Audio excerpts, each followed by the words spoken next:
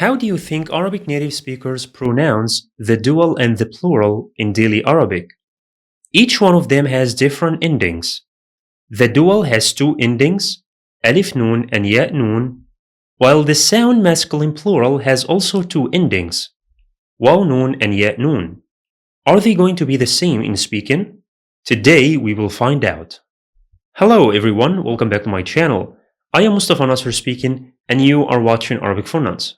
This is the second lesson of this new course, Understand Real Life Arabic, in which I will teach you some practical techniques on how to change and simplify your standard Arabic to sound like a native speaker.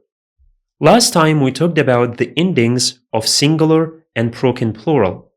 Today we shall continue by talking about the case endings of the dual and the plural. Don't forget to subscribe the channel, activate the bell, and like the video. Let's begin. So far we have covered singular nouns and broken plurals. Let's now move to the dual, al-muthanna. In standard Arabic, dual nouns end with two endings in form of suffixes, alif nun and ya nun, and the choice depends on the grammatical function again. A word like walad, when made dual, becomes either waladan or waladain. In speaking, we always stick to the second ending. You will almost never hear a native speaker using alif nun for the dual in daily conversation. To keep things simple, just remember this.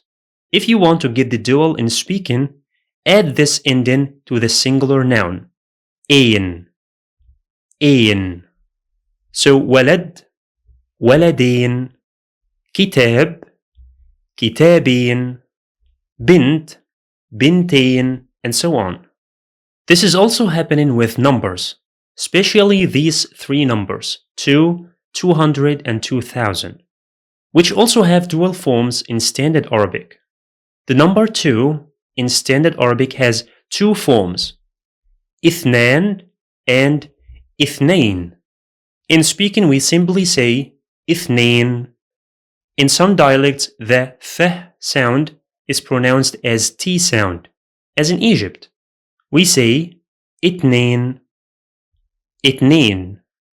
The number 200 can be mi'atan or mi'atayn.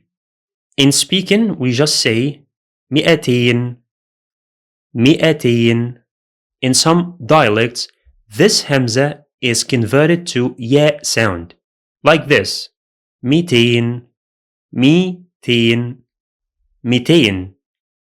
The number 2000 has two forms as well, alfan or alfayn.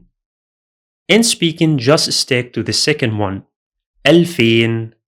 So again, number 2, we say itnain, 200, mitain, 2000, alfayn.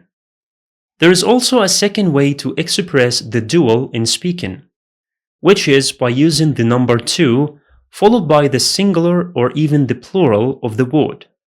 For example, when ordering food, you might hear itnain shawarma, itnain shawarma. The number 2 here, itnain, is followed by shawarma, which is singular, right? We never say shawarmitain, for example. Another example, if we want to say two engineers, we can follow the dual, muhandisain, but instead you might hear it as itnain muhandisin. Again, here is number 2, itnain, is followed by the plural this time, muhandisin, which is very close to the dual form. This pattern also appears with large numbers, like 2 million or 2 billion. In speaking, we mostly say itnain milyon. Itnain, here is a number 2, and the word milyon. Itnain milyon, 2 million.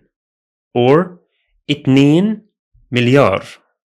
Itnain milyar, 2 billion.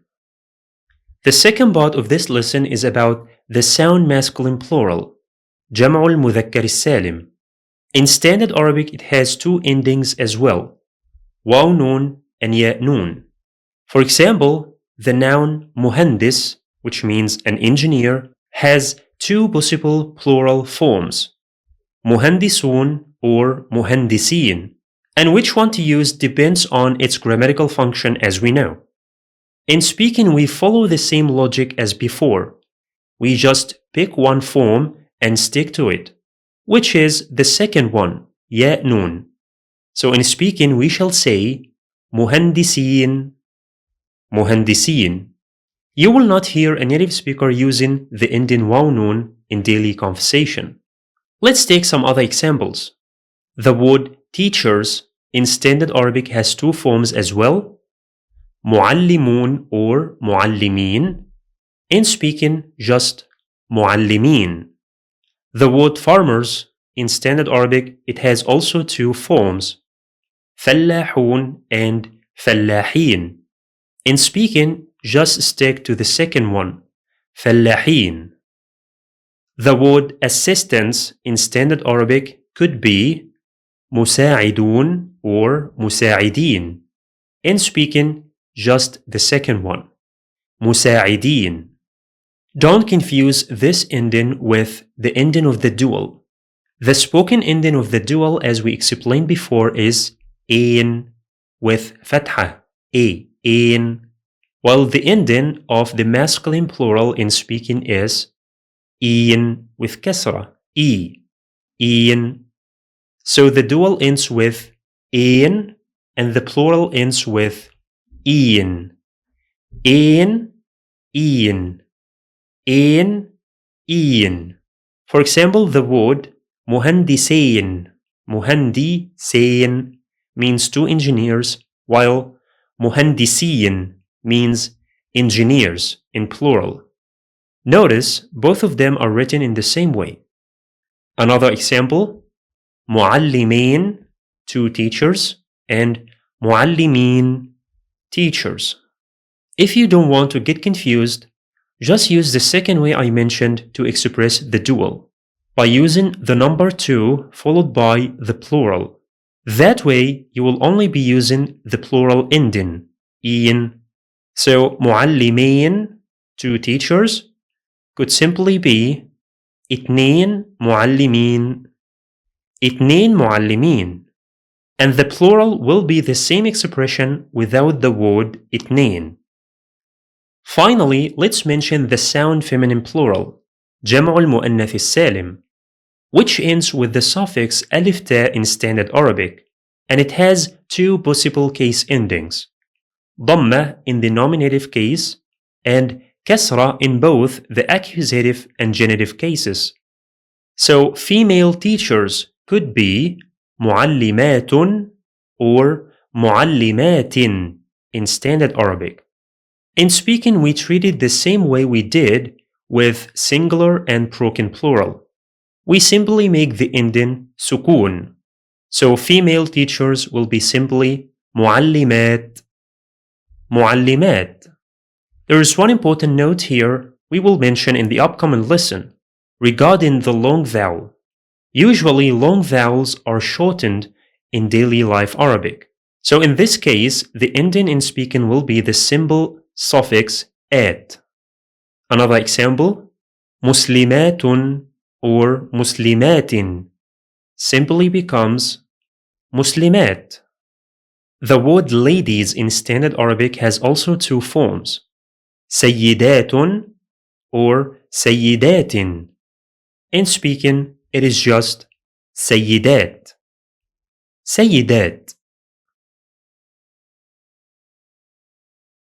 Now, I would like to clarify a few things before I conclude this lesson. First, Arabic natives understand standard Arabic. However, it's not used in everyday speaking because of its heavy grammatical system. For this reason, Arabs' ability to speak standard Arabic varies greatly. Sometimes you may even find a non-native speaker who speaks standard Arabic better than a native speaker. Yes, it happens. And because of that, asking a native speaker to speak to you in standard Arabic is mentally exhausting. Even among Arabs themselves, speaking standard Arabic fluently is not equally easy for everyone. That's why you need to understand how Arabic natives speak if you want to communicate with them, which is I'm doing exactly in this course. Finally, when Arabs from different countries fail to understand each other due to dialect differences, they don't switch fully to Standard Arabic. Instead, they move closer to Standard Arabic by simplifying their dialects into a common form that is understood by everyone. This middle ground is often called the white language. You will find a video in the description below that explains what it means and also explains how Arabs from different countries communicate successfully. Well, today we concluded our discussion about case endings. The core idea is that we Arabic native speakers choose one single form and stick to it in speaking, regardless of the grammatical function or al-i'rab. For singular nouns, broken plurals, and sound feminine plural, we stick with sukun. For the dual, we use the ending in, and for the sound masculine plural, we use the ending in. In the next lesson, we will focus more on sounds changes, and we will understand why Arabic natives avoid some Arabic sounds in speaking. Don't forget to subscribe my channel, activate the bell, and like the video. Thank you for watching, and see you next lesson.